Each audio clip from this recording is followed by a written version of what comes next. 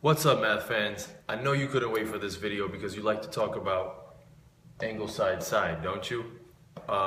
Well, this is called the ambiguous case because angle side side is confusing. So first of all, for you to understand why I say it's confusing, let me ask you this. Look at triangle ABC and tell me, is it congruent to triangle A prime, B prime, C prime? If you just look at it, you should say no. But the way you learn proofs, if you're doing a formal proof, you have a statement and a reason. Your first statement would be your givens. What's given? I'm given an angle congruent to an angle. That's good. Next given is a side congruent to a side. Oh, that's good to know. And my other given is the next side is congruent to the next side. And there is something we love to talk about in mathematics. If you're given angle side side, the answer is no. This triangle is not congruent to this triangle. Angle side side was taught to you that it's just not enough information for the proof. Side side side is enough information.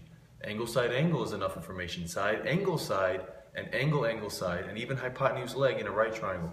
Those 5 reasons are all solid reasons to say one triangle is congruent to another. But we taught you that A.S.S. is not good enough. It's not enough information. Just by looking at it, you see they're not the same, but we're going to prove it. Here's why they're not the same. By finding angle C, you'll see that there's a problem. Well, let me see. How do I find angle C? If I'm given A.S.S., and you saw my last video on A.S.S., you would know that the law of sines is going to help find a missing angle. So let me set that up for you. In fact, hopefully, you've already copied the triangle and you labeled them, because instinctively we label. Big A, little a. Big B, little b. Big C, little c. Same thing going on over here. Here's little a, here's little b, here's little c. Both diagrams have no information about b, so I'm not going to use any formula with a b in it. I'm going to use the law of sines, which says little a over sine big A equals little c over sine big C. Let me just plug in values. So I'm going to find measure of angle C and see what happens. And if you notice, they're the same value, so I'm finding measure of angle C in either picture.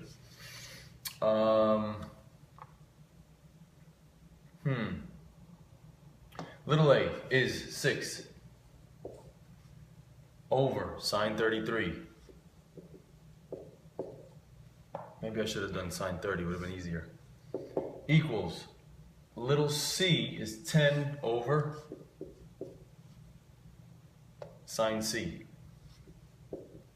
I don't know what big C is, that's my unknown, so let's find it. How do we find it? We cross multiply. I'm going to go this way first. 6 sine c equals 10 sine 33. I got to get C alone here, so I'm going to divide by 6. Divide by 6 on both sides.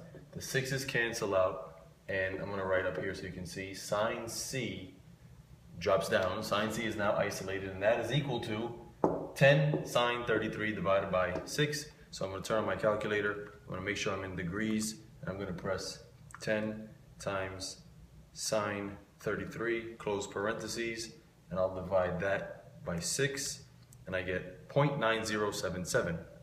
0.9077. Trying to find the angle, so I'm going to now go to inverse second sine, inverse 0.9077, and I get approximately, let's see, second sine 0.9077, 65 degrees. 65 degrees. Here's my answer. So 65 goes here, right? But that looks funny because that's an obtuse angle. So 65 goes here. 65 goes here. Okay? Huh. And that is why it's considered an ambiguous case. Because if they don't draw the diagram, you're not sure, can you find the missing angle or not?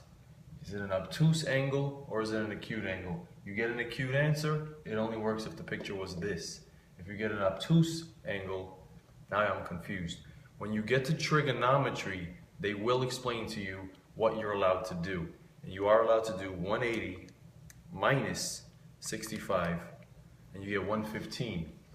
And then that could possibly be 115.